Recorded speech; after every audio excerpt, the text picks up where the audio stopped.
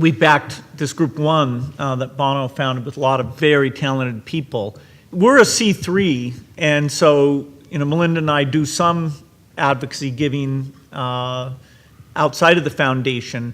Within a C3 format, you can actually do a lot of advising where you can say, okay, we tried this teacher personnel system here, and here's what were the outcomes. Or if you have causes that you also give to, like polio, because you're giving jointly with the government, there's a lot you can do. But there are some restrictions in the C3 format.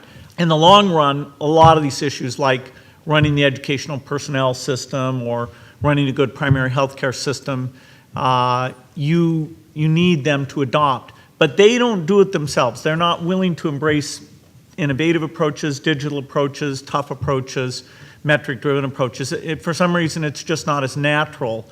And so it's a blend of funding models like charter schools and then making sure the right people get elected to school boards.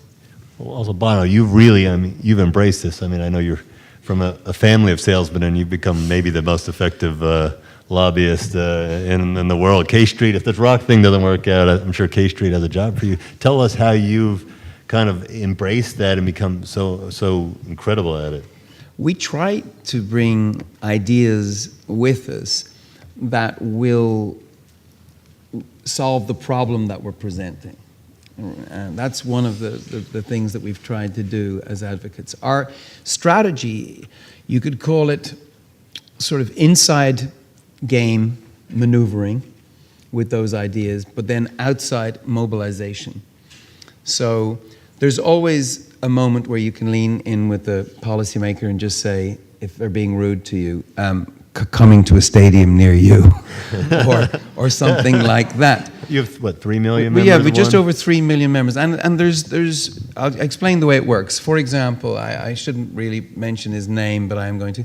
And it's years ago, and he's publicly been supportive since. But Congressman Nussle, there in, I think it was Iowa, and there was a bill on the Hill that was going to support the fight against extreme poverty. He didn't think there would be local support for it, so he voted against it.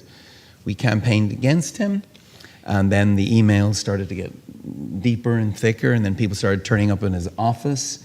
And then eventually, when he came out of church, and there was a load of one campaigners waiting there saying, are you really sure that these people who live so far away but depend on our decisions right here in our country, do they really not mean a lot to your community? And he said, maybe more than I thought.